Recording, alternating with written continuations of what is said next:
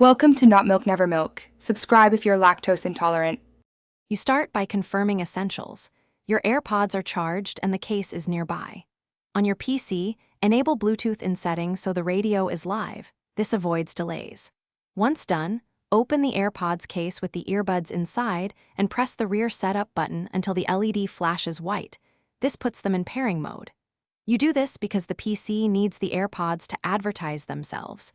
Now the device will appear in the Add Device list when you move to the next step. You click Add Device and pick Bluetooth, then select your AirPods from the list. Windows performs the handshake and installs a basic driver. If it fails, toggle Bluetooth or restart the adapter. Sometimes the PC needs a fresh scan to find the white flashing AirPods.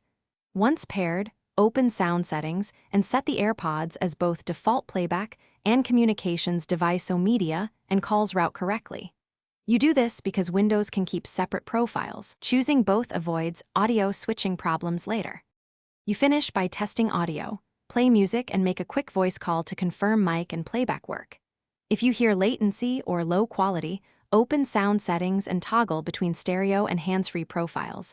The hands-free profile uses a lower quality codec for mic access. If problems persist, update your Bluetooth driver or use a BT5. 0 dongle for better range and codecs.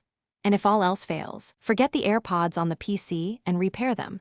This often clears stuff. Thanks for watching. If this was helpful, leave a like and consider subscribing. See you next time.